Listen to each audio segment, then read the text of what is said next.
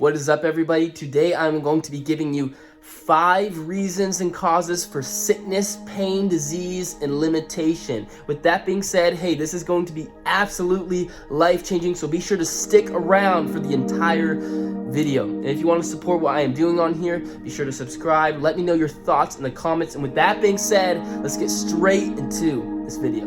All right, guys. Number 1, bad diet. Now it says right here in 1 Timothy chapter 5, verse 23. Listen to this. No longer drink only water, but use a little wine for your stomach's sake in your frequent infirmities.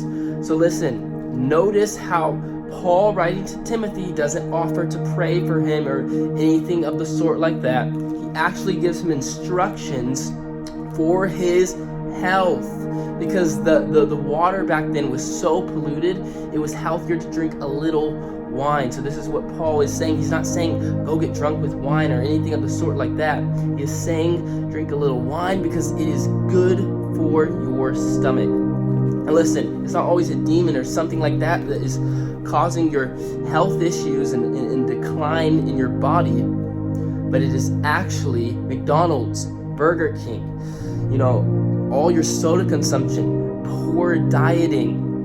Just like we have a choice in everything, we have a choice in our food and substance intake, and I think it is definitely important as a believer to be aware of what we are intaking, because it can hold us back to doing what God has fully called us to do. Number 2, personal sin. Okay, so it says right here in John chapter 5, verse 14.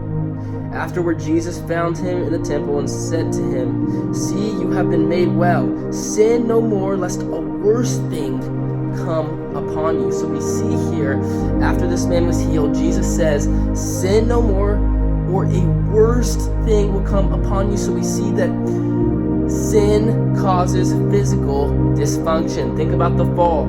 Think about after the first sin. Right after this, all sorts of disease and pain and sickness came to the earth. You see, sin is the root to all sickness, all disease, all pain. So yes, if you are living in sin, or you're rebelling against God, or running away from what He has called you to do, this can definitely be an open door to physical dysfunction in your life. Okay, so number 3 is bitterness. All right, it says right here in James chapter 3, verse 14 and 15. But if you have bitter envy and self-seeking in your hearts, do not boast and lie against the truth. Now listen to this, verse 15. This wisdom does not descend from above, but is earthly, sensual, demonic. So the evidence does not always descend from above, but is physical, earthly. So yes, bitterness can definitely cause physical dysfunction in your life. Look, when you're jealous and bitter towards someone else, it's not hurting that other person. The only one it is hurting is you. Listen, I've seen so many people who let go of bitterness and they end up getting completely and totally healed in the name of Jesus. So listen, you've got to let go of bitterness.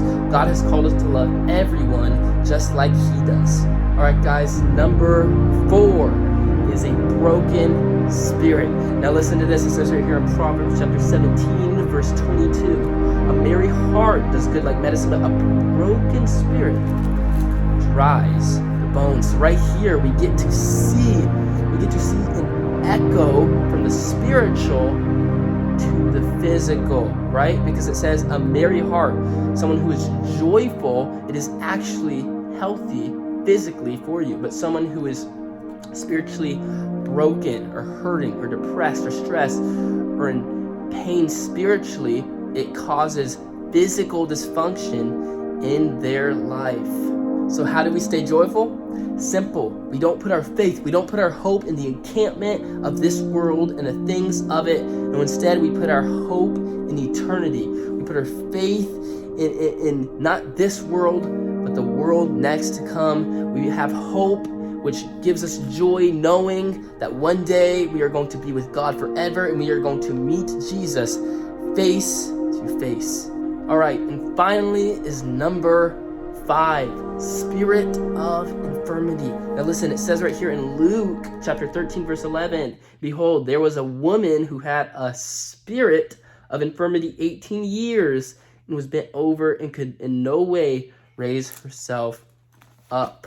So this woman had a spirit of infirmity, a demon that was causing this physical dysfunction in her life.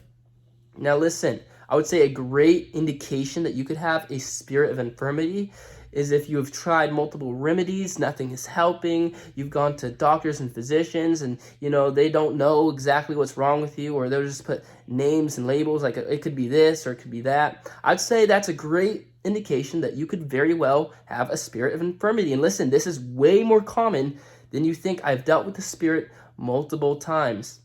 And listen, Jesus has given us authority to cast out demons.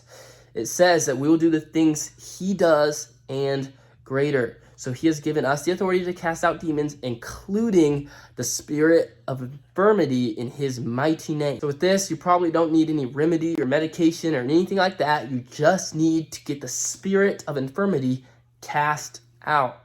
Okay, guys, with that being said, I hope you enjoyed this video. Again, if you want to support what I am doing on here, be sure to subscribe. Let me know your thoughts in the comments about what you guys think. And yeah, with that being said, God bless you. Have a wonderful rest of your day.